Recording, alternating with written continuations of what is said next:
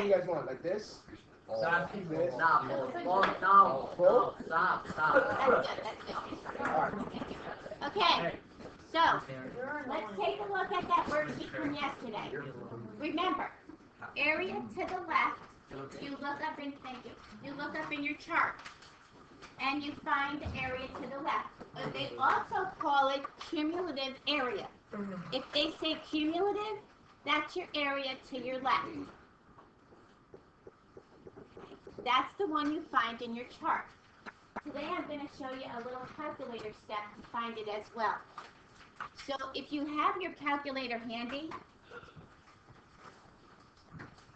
if you go, this one works really, really well. You won't have to use your table. Hey, Courtney. Okay, go to second bears. Go to second bears. And go down to not PDF, go down to the second one, normal CDF. This is what this stands for. Your normal curve, your cumulative distribution function. Cumulative from the left. Now, this will work to give you what your table gives you. So, if you come down to that one, and you should have the new software, you're going to see the word lower. You're going to see the word upper. You're going to see U, and it's got a 1, and standard deviation, the mean is the 0, standard deviation is a 1, paste. On your normal curve, What if it's not like that? then make the U, the mean be 0, and make the standard deviation be 1. No, like it just says the normal CVF says Oh, you have the other one. So you're going to have to do this. You're going to have to do lower, upper, your mean, your standard deviation. That's the order it's going to have to go in. It's the same order you're going to have to put parentheses in. Okay, we'll look at yours in 1 second. We'll just put this in and then put it right into yours. I'll show you when you do paste, exactly how it comes out. Now, it wants to know your lower limit. This is your upper limit right here. So over here, that's where this guy goes. Down here, we don't know what the lower limit is. Always use negative 999 for your lower and 999 for your upper. You'll obviously never hit those. It doesn't matter. So put in your lower 999. Put in your upper. You want it to stop. You want it to accumulate from this end all the way and stop here. You want it to go from here to here. Then hit paste. So go negative 999. Put in your negative 1.33. Come down and hit paste. So those of you that have it the old-fashioned way, you're going to do this. Negative 999, negative 1.33, 0, 1. And hit paste. Do you see your answer right here?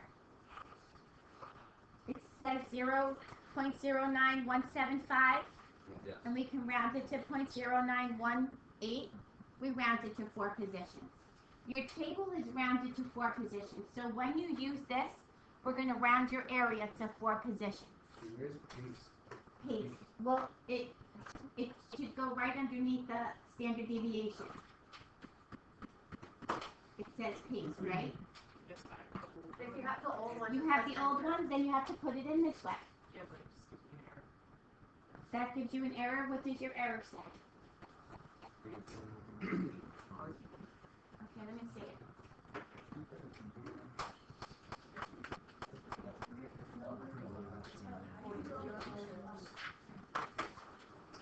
Because you don't have the right stand-in.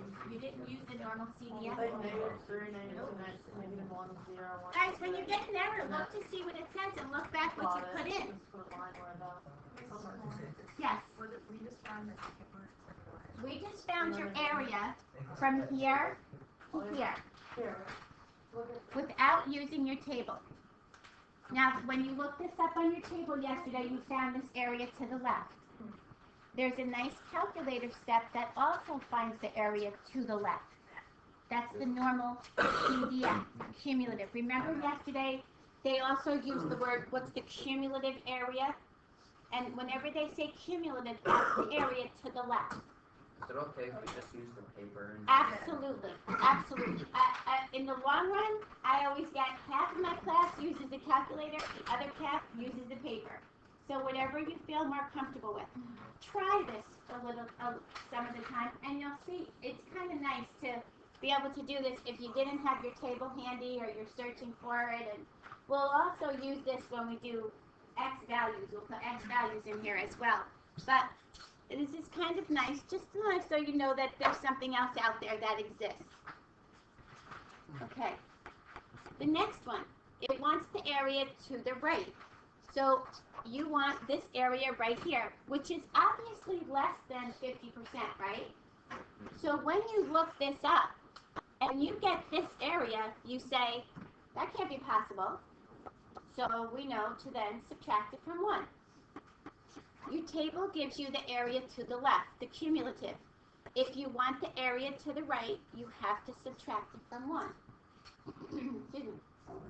Now, if you're doing your cumulative on your calculator, this is also nice because when you come down to your CDF, your lower limit is going to be this guy, 2.34. Your upper limit is going to be 999. It doesn't have to be subtracted from 1. It'll find it for you. So if you put in your limit 2.34, and then you put in your 999 and you go to paste, or you put it in order, you should get this area right here. It's nice on your calculator. All you have to do is remember where you are. Are you a lower limit or an upper limit? If you're going from here to here, this is your lower. If you're going up to that, that is your upper. Okay? So everybody can find this at least on the table, right? Okay. Now, when we get to here, your in-betweens, what we said yesterday was, this one, when we look up negative 1.23, we find this area. We find this area to be 0.1093. When we look up 1.23, the positive, we find this whole area, and we find it to be almost 90%. If you notice, they both share this. So if we subtract this out, if we subtract them, we will get what's left over. Don't subtract your z-scores. You have to subtract your areas. So subtract these two areas, and you got to subtract them only one way. Larger minus the smaller, because none of our areas are never negative. So they're always positive. Now, this is even nicer in your calculator. If you do your normal CDF, your upper limit is your lower limit is first, I'm sorry, is this guy. Your upper limit is this one. You have a 0 and 1. It'll find the area in between those two limits. It'll look up the area, it'll subtract it. Okay? But absolutely, this is what it's doing. It's looking this up, then it's subtracting it. Okay? I didn't let it blank left, like, what is she talking about? Did you try it on your calc? I could maybe pull up my calculator for you non-believers, but I'm going to have to put it in. When you put it in, it's like 0.7813. Yeah, it does its rounding slightly different because the calculator does it round. Guys, the calculator does all its rounding at the end. So if you use the calculator, it is more exact than your table is. Your table rounds and then subtracts because it gives you 4 decimals. Your calculator doesn't round at all until the very end. In fact, it doesn't round at all. It gives you one big, huge number, and you round. So your answer is slightly different when you use your calculator. This might take a while. Or like, if you use a calculator, like, will you get points off? No, I just need to see your calculator step, because what happens if you use the PDF instead, it won't work. So if you put it in wrong, I need to see what you put in. So when you go to normal CDF, oops, what happened there? Sometimes my calculator is not cooperative. Okay, so say I want, what was that, negative 1.23? Yeah.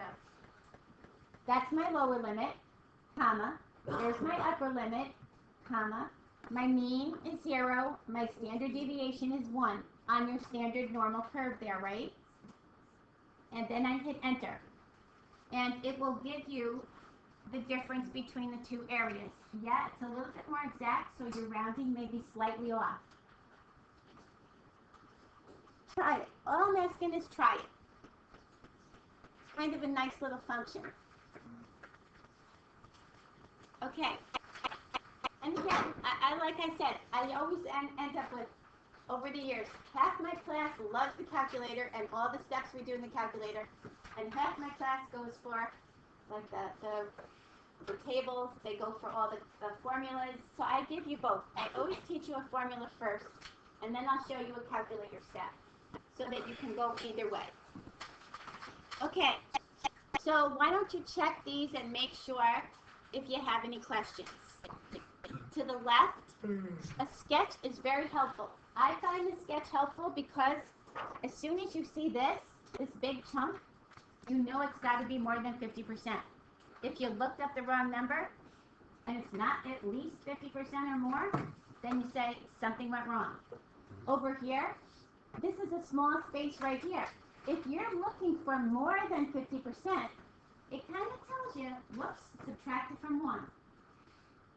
The charts on sketches, I think, really help you make sense. So whenever we do this, I'm always asking for a sketch. On the first one, does it matter that I got 0.938 to? Yep, that's right. Oh, I guess. Yeah, that was right. Oh, You used the table, right? yeah. It came right from, yeah. That's- Okay, to the left of this guy, look how small your area is. Now watch, we said plus and minus 2 were unusual. Plus and minus 3 is very unusual. If you think back to your normal curve, when we did the plus or minus 3, that's 99.7%. That means out here shares 0.3%. So look how small that little area is going to have to be. It's small. And this makes sense. There's your 0.3% right there. It's a very small area on the tails. Of course, like we make the curves look a little larger, and depending on where you throw your lines, they look a little bit differently. To the right of this guy, well, when we get the area, it's to the left. But the right says, oh, that has to be a lot smaller than 50%. I need to subtract it from 1. So the sketches are going to be helpful for you guys.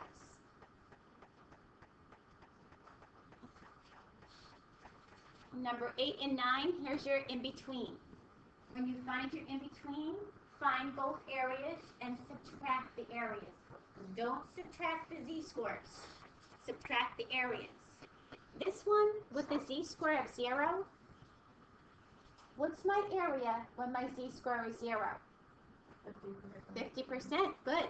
There's my 0.5. Half my graph is right there. I find my 1.75 and then I subtract my areas. Don't subtract your z-scores.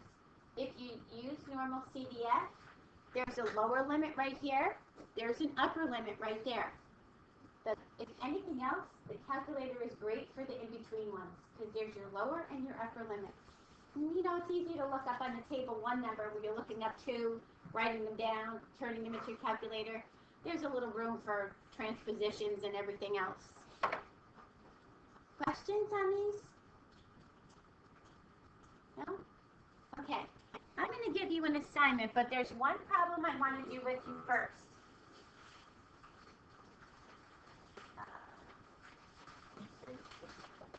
Save the step.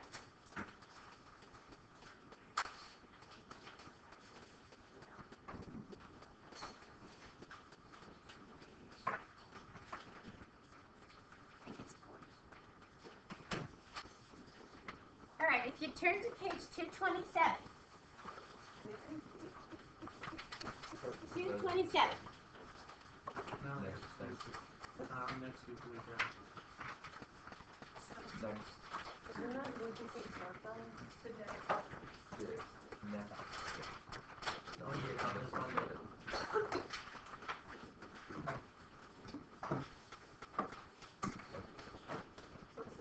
Okay, turn to page 227. We're doing number 44. This is the reason we do all these sports. 227. 227, number 44. It says an automobile tire brand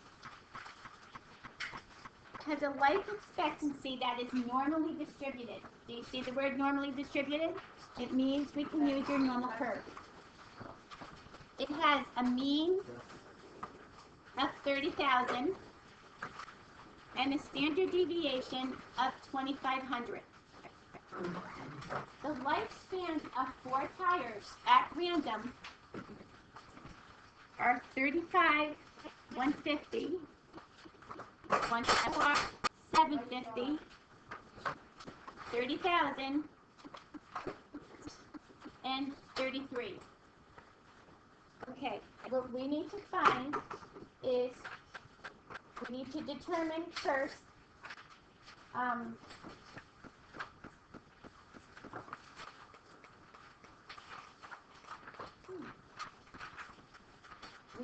we just need to match what we got. Yeah, I was gonna get homework. Okay, thank you. Thank you.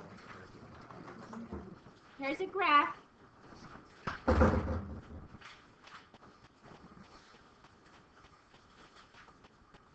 Okay. First we're going to see where they correspond. Then we're going to use your z-score formula. So where would you say that this one corresponds? D. You would say this is B? No, D. The variant. D for Darian? No. Why would you pick D? Because that's the highest number out of all 4. Because this is the highest one. Okay. How about this one? A. How about this one? B. And what does this correspond to? The mean. The mean. Good. And then this one? C. Now, remember when we did this, we used the formula? Yeah. We started to use this formula? X minus the mean over the standard deviation. This is how we got your standard deviation. We said, take this guy, X. We did this before we did probability. Minus your mean over your standard deviation. This is how we found your z-score for this. So we put this in your calculator. Be careful, if you put it all in at once, you need parentheses on top. Otherwise, just put it in and hit enter. And then divide. So this z-score comes out to be this. And does that make sense? If this is my 0 right here, and my mean, does that make sense that all the way out to the right would be 2.06? Yeah. Yes. If you did, you can, like, X can be any number and you'll get the same answer. Yep. Well, no, you won't get Well, the same. You'll get the z-score that okay. corresponds to that. What this gets us is this. We say the mean life of your tire is 30,000 with a standard deviation of 2,500. We say, what is the probability that your tire will last this long? So you're looking for the area to the left of your curve, okay? Based on this probability. You ranked, in other words, you ranked, if you look this up and you looked up your area, you ranked that much higher than everybody else. 50% will be down here, 50% up on top, and then we calculate your areas to see what your probability is of this occurring. Maybe you want to know what is the probability that your tire will be longer than that to the right, then we have to subtract it from 1. So there will be different ways that they will tie probabilities in with this. So when you look these guys up, let's do this one. If your X value is 24,750, we're going to use your z-score formula. And remember, to the left of 0 should be negative, right? So it tells us, if you remember back, If it's going to be a negative, we're going to subtract the smaller minus the larger. So doesn't this make sense? 24,750 minus 30,000 over 2,500. Makes sense, right? It's got to come out to be negative. I'm on the left-hand side of my zero.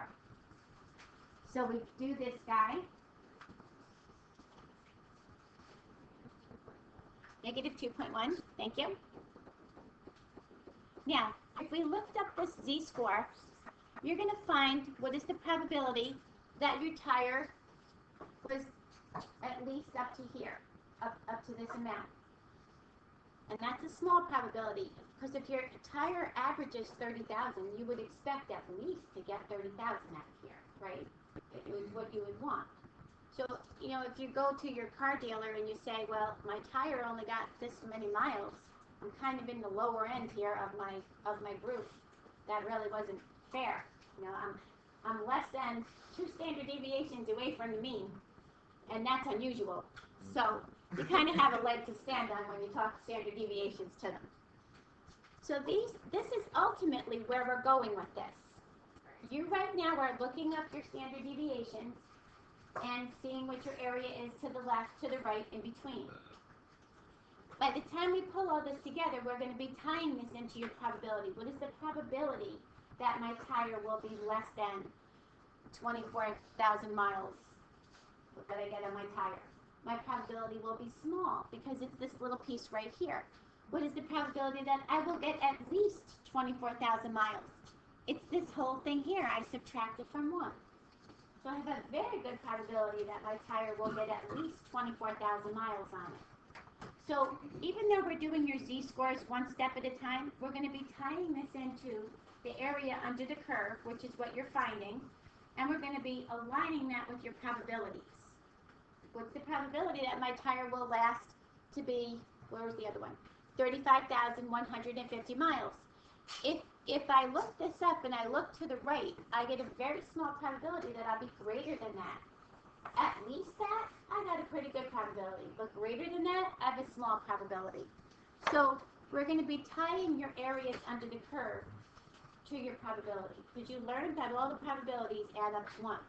Total area under your curve adds up to 1. If anything else, I want you to start thinking about that connection. Okay? All right, so I'm going to give you a little assignment.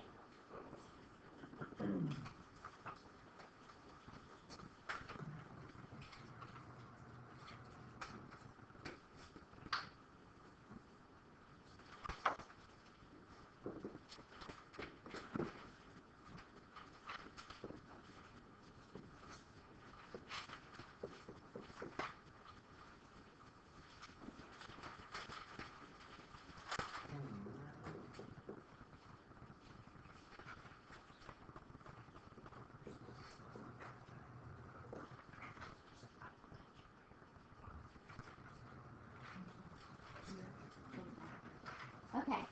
Again, it's just looking at your curves. Make sure you make a sketch for your curves. Give me a sketch on these guys especially. They have no sketch.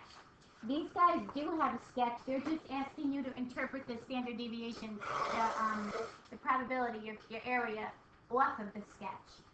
So this first part, they're just giving you, again, your z-score. So make a sketch and find wherever they want the right, the left, the in-between. The rest of it, they actually give you the graph with the number on it. So you can look from there